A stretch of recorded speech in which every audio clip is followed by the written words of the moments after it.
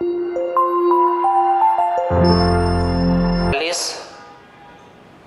आप बताओ ये किसका स्क्वायर रूट। आपको कुछ नहीं करना है, हमने बोला ब्रेक कर दो, ऐसे ब्रेक कर दिया। इसके बाद आपको क्या करना है, इस एक को देखना है किसके किसके लास्ट में आएगा, इस एक को देखना है किसके किसके लास्ट में आएगा। तो आप बोलो एक किसके किसके लास्ट में आता है स्क्वायर करने पे, आप बोलोगे एक का स्क्वायर करेंगे तो एक आएगा, एक तो 9 का स्क्वायर करेंगे तो लास्ट में आएगा कहीं, क्योंकि 9 9 81 होता है, एक आएगा। इसके बाद हमने बोला है कि ये जो 47 है, ये जो 47 है, आप ये बताओ ये किसके किसके स्क्वायर के बीच में आता है। तो बोलोगे 6 का स्क्वायर 36 होता है और 7 का 49 होता है। ये बात डन हो गई कि ये 6 और 7 के बीच में आएगा। ये जो 47 है 6 और 7 के स्क्वायर के बीच में आएगा। तो बोला था छोटी वाली वैल्यू को क्या कर देना, आपको बगल में चिपका देना। ये बात तो कंफर्म हो गई, या तो ये 61 का स्क्वायर होगा या तो ये 69 का स्क्वायर होगा। ये बात पता करने के लिए हम जाते हैं किसके पास, तो आप बोलोगे इनके पास मल्टीप्लाई करते हैं, कितना आया 42 आया। तो अंदर वाले भैया से पूछते हैं, बोलो आप बड़े की छोटे, तो अंदर वाले भैया बोलते हैं हम बड़े हैं, तो आंसर क्या होगा बड़ा। बात समझ गए। और आगे बढ़ते हैं और कुछ एग्जांपल्स करते हैं।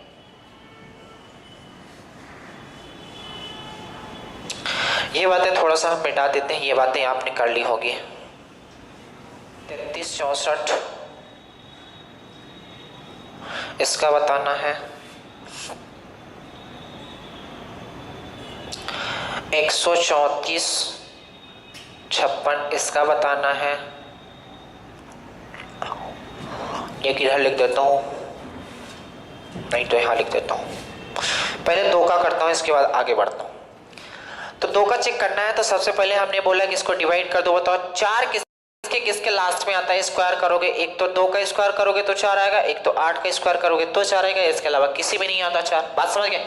इसके बाद हमने बोला है ये जो 33 है, आपको ये देखना है ये जो 33 है किसके किसके स्क्वायर के बीच में आता है। तो आप बोलोगे किसके किसके स्क्वायर के बीच में आता है। 5 का होता है 25 और 6 का होता है 36, तो 25 और 36 के बीच में आता है। तो आप बोलोगे किसके किसके आता है, 5 और 6 के। तो छोटी वाली वैल्यू को क्या कर देना है, बगल में रख देना है, छोटी वाली वैल्यू को बगल में रख देना है।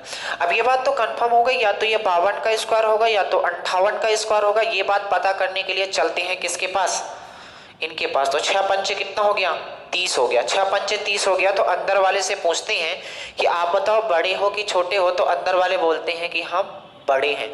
बड़े हैं मतलब, बात समझ गए कि नहीं। आगे चलते हैं, इसके पास आते हैं, इसे काट देते हैं ऐसे। बताओ 6 किसके किसके स्क्वायर के लास्ट में आता है। तो आप बोलोगे जो 6 होता है, एक तो 4 का स्क्वायर कर दो तो आता है, एक तो 6 का स्क्वायर कर दो तो लास्ट में 6 आता है। ये जो 134 है, आपको देखना पड़ेगा ये किसके किसके स्क्वायर के बीच में आता है। तो किस में आता है। तो आप बोलोगे यार 11 का कितना होता है 121 और 12 का कितना होता है 144। 11 का कितना होता है 121, बात समझो। 11 का कितना होता है 121 और 12 का कितना होता है 144। तो बताओ ये जो 134 है इन दोनों संख्याओं के बीच में है कि नहीं। तो आप कह सकते हो ये जो 134 है 11 और 12 के बीच में आता है। छोटी वाली वैल्यू अपने को क्या कर देना है, बगल में रख देनी है। अब ये बात तो कंफर्म हो गई, या तो ये 114 का स्क्वायर होगा या तो 116 का स्क्वायर होगा। ये बात पता करने के लिए हम चलते हैं किसके पास। तो आप बोलोगे हम चलते हैं इनके पास। इन दोनों का आपस में जब मल्टीप्लाई करोगे तो कितना हो जाएगा 132 132। इसके बाद आप ये पता करोगे कि अंदर वाले भैया बड़े हो कि छोटे। तो उन्होंने बोला हम क्या है, बड़े हैं। 116 इज द राइट आंसर। बात समझ गया कि नहीं, कोई दिक्कत है। और कुछ एग्जांपल्स लेते हैं। ये केवल परफेक्ट स्क्वायर होंगे तभी निकाल पाओगे, आपको बताएंगे नॉन परफेक्ट होगा तो भी निकाल सकते हो किस तरीके से। पहले आप परफेक्ट स्क्वायर का समझ तो लो और आगे चलते हैं। जैसे 2704 2704, कुछ नहीं करना, तोड़ो इसे। बताओ 4 किसके किसके लास्ट में आता है। बोलोगे 2 के और किसके 8 के। 27 किसके किसके स्क्वायर के बीच में आता है। तो आप बोलोगे जो 27 है तो किसके किस में आता है। तो आप बोलोगे 5 का 25 होता है, 6 का 36 होता है, यानी 5 और 6 के बीच में आएगा। ये बात कंफर्म हो गई कि छोटी वाली वैल्यू हमने चिपका लिया बगल में। इधर ही चिपकाना है, आप उधर मत चिपकाना, ठीक है। ये बात तो कंफर्म हो गई, या तो ये 52 का स्क्वायर होगा या तो ये 58 का स्क्वायर होगा। ये बात पता करने के लिए चलते हैं किसके पास, सरपंच साहब के पास। तो यहाँ कितना हो जाएगा 30, इसका मल्टीप्लाई करोगे तो कितना हो गया 30। अंदर वाले भैया से पूछोगे आप बताओ छोटे हो कि बड़े, तो इस बार अंदर वाले बोल रहे हैं हम थोड़ा छोटे हैं, तो छोटा वाला आंसर इज द, बात समझ गया, राइट आंसर है इसी का। 52 इस सवाल का क्या होगा आंसर होगा। बात समझ गए, कोई दिक्कत है? और आगे चलते हैं। मान लो यहीं पास क्या जाता है यार 12 25, चलो इसे सॉल्व करते हैं। इसमें थोड़ा सा क्लू है, आप समझो क्या है। 5 किसके लास्ट में आता है, तो बोलोगे केवल और केवल 5 में आता है, इसके अलावा किसी में आता है नहीं आता। बात समझ गए। इसके बाद आप बताओ ये जो 12 है, ये जो 12 है किसके किसके स्क्वायर के बीच में आता है, तो आप बोलोगे 4 का 16 हो जाता है, यानी 3 और 4 के बीच में आता है। छोटी वाली वैल्यू चिपकानी है और यही सवाल का आंसर हो गया, क्योंकि इसके अलावा तो कुछ है ही नहीं। बात समझ गए कि नहीं? और आगे बढ़े और कुछ लेते हैं एग्जाम्पल। एक एग्जाम्पल लेते हैं, आप धीरे धीरे आप समझ गए होंगे क्या तरीका है मेरा। 100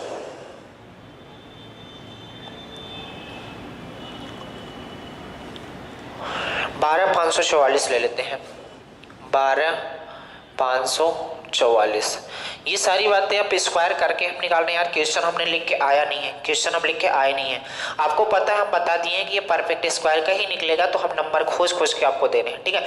केवल आपको तरीका आना चाहिए, बात समझ रहे हो, तरीका आपको आना चाहिए। तो हमने क्या बोला, इसे आप पहले तो कट कर दो 2। ये बताओ 4 किसके किसके स्क्वायर के लास्ट में आता है, तो आप बोलो 2 के और किसके 8 के। 125 किसके किसके स्क्वायर के बीच में आता है, तो आप बोलोगे 12 का कितना होता है 144 हो जाता है, 11 का 121, यानी कि 11 और 12 के बीच में आ रही है छोटी वाली वैल्यू को चिपका देनी है। ये बात तो कंफर्म हो गई, या तो 111 का स्क्वायर होगा या तो 118 का स्क्वायर होगा। बात समझ आई कि नहीं आई? तो ये बात पता करने के लिए चलते हैं इनके पास, तो कितना हो जाएगा 132। तो आप बताओ अंदर वाली वैल्यू बड़ी है कि छोटी? अंदर वाले से पूछा गया आप बताओ बड़े हो कि छोटे, तो अंदर वाले ने बोला कि हम छोटे हैं यार, तो छोटा वाला का मतलब ये सवाल का आंसर हो गया। उम्मीद करते हैं इतनी बात आप समझ पाए होंगे। तो यहाँ से स्क्वायर रूट भी समाप्त होता है यार। आगे की जो बातें होगी तो वो हम बातें करेंगे कैसे आप पहचानोगे ये परफेक्ट स्क्वायर है कि नहीं है। आगे की जो बातें होंगी वो ये होंगे कि कैसे आप पहचानोगे ये परफेक्ट स्क्वायर है कि नहीं है। चलो उन्हें जल्दी से कर लेते हैं।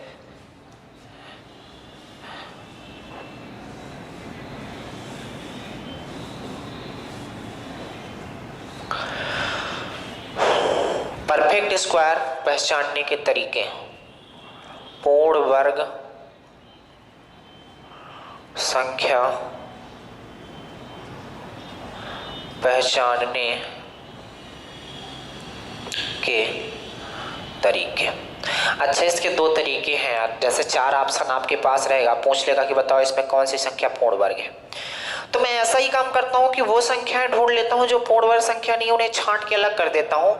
तो आप समझ जाओगे कि वो संख्याएं कौन सी मिल जाएंगी जो पूर्ण वर्ग संख्या होगी। कहने का मतलब ये है कि हमें देखना है कौन सी संख्या पूर्ण वर्ग संख्या है, तो मैं उस भीड़ में ऐसा काम करता हूँ कि जो पूर्ण वर्ग संख्या नहीं है उन्हें अलग कर देता हूँ, तो बचेगी कौन, जो पूर्ण संख्या है।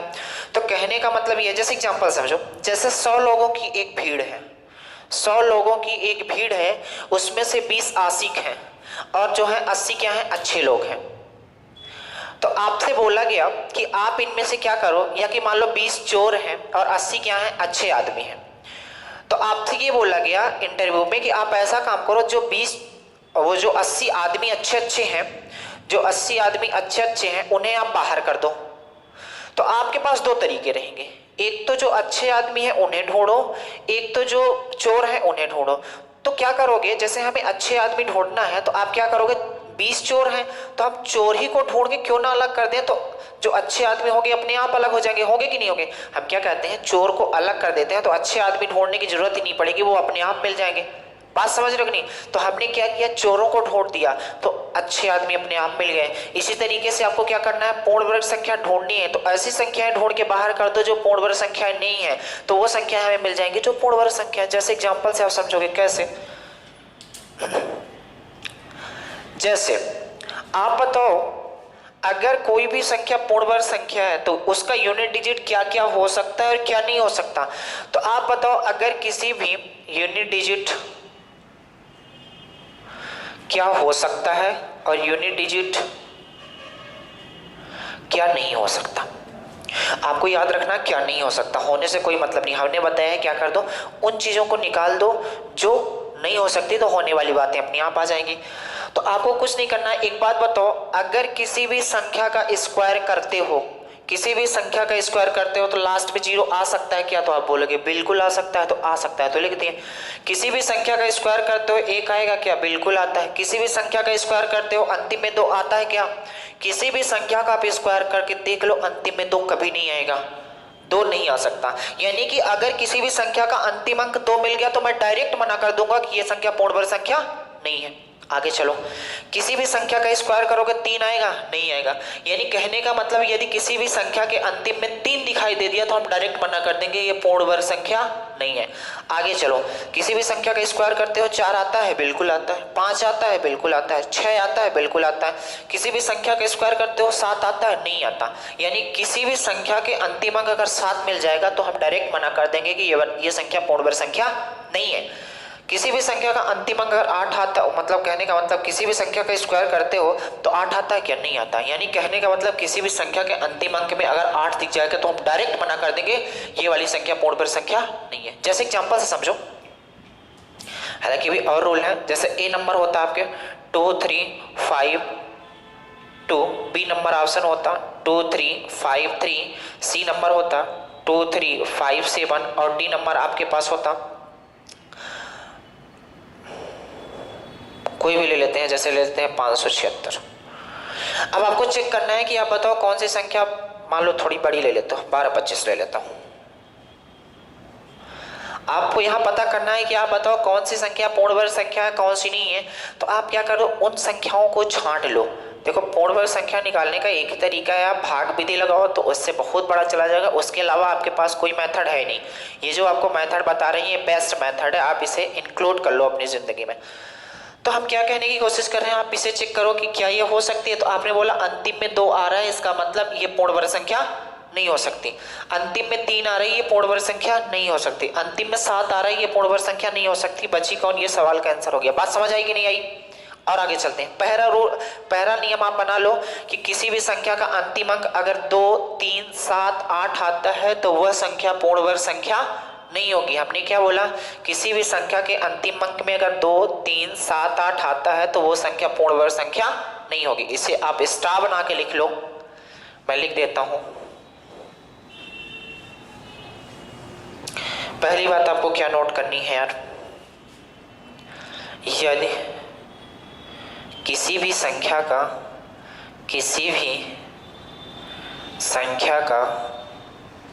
अंतिम अंक 2 3 7 8 आता है तो वह संख्या पूर्ण वर्ग संख्या नहीं होगी। अगली बात आप स्टार बना के लिखो। और क्या पहचानने के तरीके हैं, तो अगली बात आप लिखना है, क्या लिखना है, पहले लिख देता हूं इसके बाद समझा देता हूं, या कि पहले समझा दूं इसके बाद लिख देता हूं। मैं ये कहना चाहता हूं, यदि कोई भी संख्या, यदि किसी भी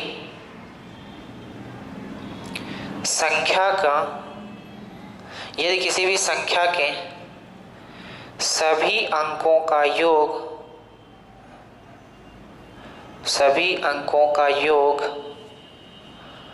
2 3 5 6 8 आता है, यदि किसी भी संख्या के सभी अंकों का योग 2 3 5 6 8 आता है तो वह संख्या पूर्ण वर्ग नहीं होगी। क्या बात आप समझ पाए? कहने का मतलब है कि आप क्या करो, पहले चेक करो, सभी को संख्याओं को जोड़ो। जैसे यहां पास लिखा हुआ है 2 3 5 1, इतनी बड़ी संख्या लिखी हुई है और आपसे पूछा जाता है कि आप बताओ ये पूर्ण वर्ग संख्या है कि नहीं है। तो आप जैसे इस नियम से देखोगे कि अंतिम में क्या क्या नहीं आ सकता, तो आप बोलोगे 2 नहीं आ सकता था, 3 नहीं आ सकता था, 7 नहीं आ सकता था, 8 नहीं आ सकता था, तो फिर बोलोगे 1 आया है तो फिर सवाल का आंसर हो सकता है। नहीं, और नियम तो है, रुको तो, कोई ज़रूरी नहीं है कि वही वाला नियम फॉलो होगा। तो आप बोलोगे यार 1 आ गया है तो हो सकता है, कोई कंफर्म बात नहीं है, हो सकता है। तो आप बोलोगे, अब दूसरा नियम हमें याद है कि सभी का डिजिटल सम कर लेते हैं। 2 3 2 5 5 5 10 10 से कितना हो गया 11। 11 को और जोड़ दो कितना हो रहा है 2। हमने बताया है सभी अंकों को जोड़ने पे यदि 2 3 5 6 8 आ जाए तो वो संख्या क्या हो जाएगी, पूर्ण वर्ग संख्या नहीं होगी। बात समझ गए कि नहीं समझ गए? 2 3 5 6 8 आ जाए तो वो संख्या पूर्ण वर्ग संख्या नहीं होगी। तो डिजिटल सम का मतलब आप समझ गए होंगे। तीसरा और लास्ट रूल आप समझो क्या है। तीसरा और लास्ट रूल ये है, ये बात कंफर्म है, समझ लो यार, ये बात कंफर्म है कि यदि कोई भी संख्या यह दावा करती है, कोई भी संख्या यह दावा करती है कि मैं पूर्ण वर्ग संख्या हूं, तो उसके लास्ट के 2 अंक वही होंगे, उसके लास्ट के 2 अंक वही होंगे जो 1 से लेके 24 तक के संख्याओं के वर्ग के लास्ट के 2 अंक हैं। कोई जरूरी नहीं है कि लास्ट के 2 अंक अगर 1 से 24 के बीच में फंसते हैं तो वो पूर्ण वर्ग होंगे ही होंगे, लेकिन ये बात डन है कि जो संख्या पूर्ण वर्ग संख्या होगी उसके अंतिम के 2 अंक वही होंगे जो 1 से 24 तक के स्क्वायर के वर्ग के लास्ट के 2 अंक होते हैं। ये बात आपको समझ नहीं आई, हम लिखते हैं तब ज्यादा अच्छा समझ में आएगी, लेकिन हमने अभी बोला है। लिखो क्या, यदि अंतिम 2 अंक 1 से 24 तक के 1 से 24 तक के वर्ग 1 से 24 तक के संख्याओं के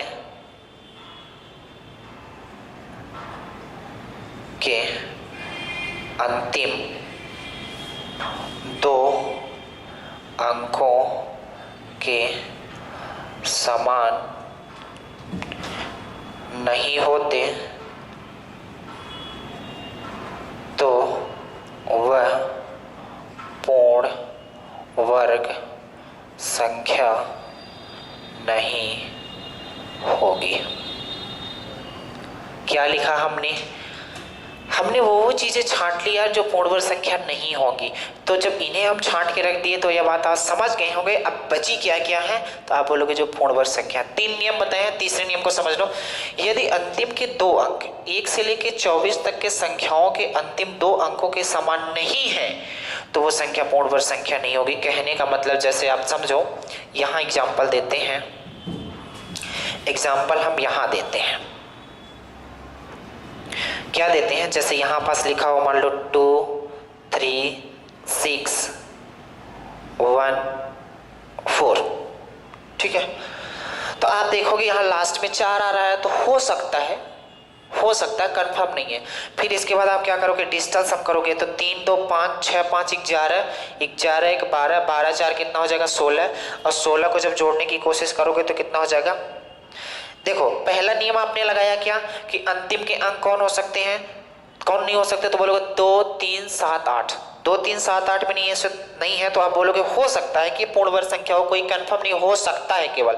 अगला नियम फिर से फॉलो करोगे तो आप बोलोगे कि इन्हें जोड़ देते हैं, और जोड़ने पे अगर 2 3 5 6 8 आता है तो ये पूर्ण वर्ग संख्या नहीं होगी, तो जोड़ लेते हैं। तो 3 2 5 6 5 11 12 4 16, 16 को जब जोड़ने की कोशिश करोगे तो 7 आएगा, 7 आएगा तो कह सकते हो सकता है, क्योंकि ये हमारी लिस्ट में तो है नहीं, हो सकता है। लेकिन और आगे आओ तो तीसरा नियम ये कहता है मेरे ब्रदर, ये कहता है कि अगर अंतिम के, कहाँ गया, अंतिम के 2 अंक 1 से लेके 24 तक के स्क्वायर के वर्ग के समान नहीं है तो अंतिम का 2 अंक कौन है, 14 है। अंतिम का 2 अंक कौन है, 14 है।